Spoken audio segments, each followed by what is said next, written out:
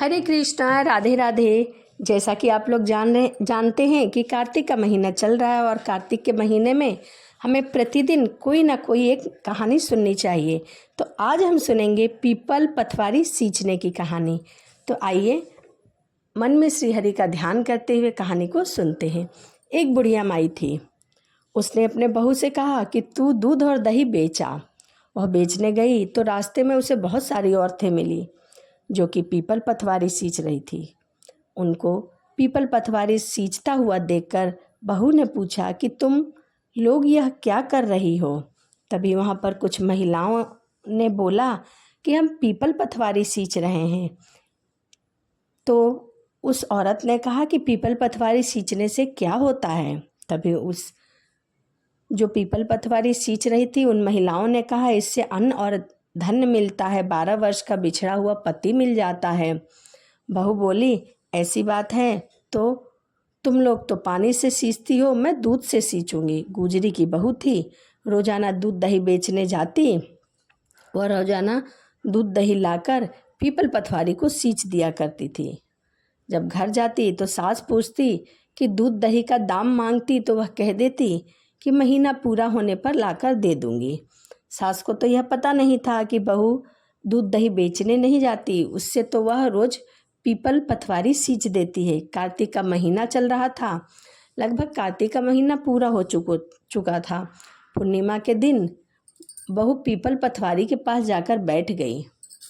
पथवारी ने बहू को दुखी होता हुआ देखा और पूछा कि तुम मेरे पास क्यों बैठी हो। बहू बोली कि सासू माँ दूध और दही का दाम मांगेगी, क्योंकि अब तो 1 महीना हो गया है और मैं कहाँ से ला कर दूंगी। मैंने तो दूध दही बेचा ही नहीं है। मैंने तो उस दूध दही से आपकी सेवा की है। पीपल पथवारी बोली कि मेरे पास क्या दाम रखा है, मेरे पास तो कुछ भी नहीं है। ये भरा टिंडा पान पथूरा, इसको ले जा। बहू ने वही ले जाकर अपनी सास की कोठरी में रख दिया और डर के मारे जाकर वह कपड़ा ओढ़कर सो गई।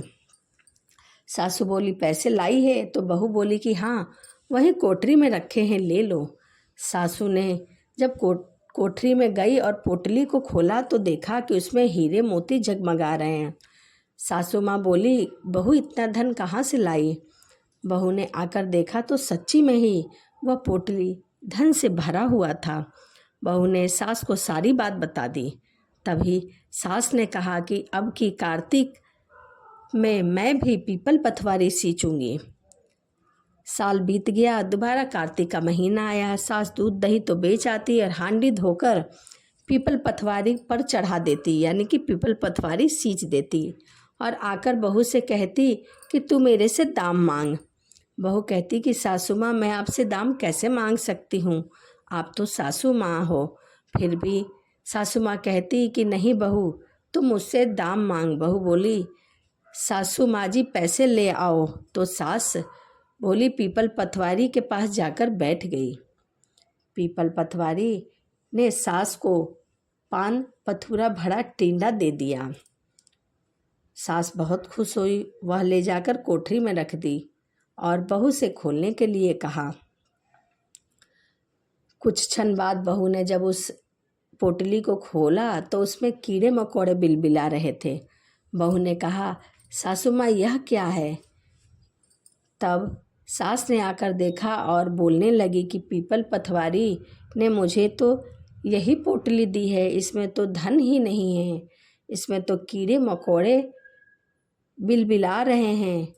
पीपल पथवारी ने तुझे तो हीरा जवाहरात धन और पैसे दिए और मुझे कुछ भी नहीं दिया, कीड़े मकोड़े दिए।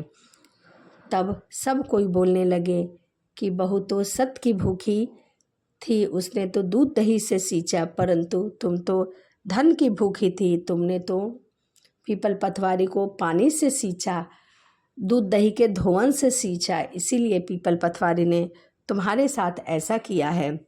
तभी हे पथवारी माता, जैसा आपने बहू को दिया सबको देना, जैसे आपने सास को दिया वैसे किसी को ना देना। हे पथवारी माता, जो यह कथा सुनाए तथा हुंकार भरे सभी की मनोकामना पूर्ण करना। एक बार बोलो पथवारी माता की जय। तो चलिए इस वीडियो को यहीं समाप्त करते हैं और मिलते हैं अगली वीडियो में। सभी को राधे राधे। जय श्रीमन नारायण।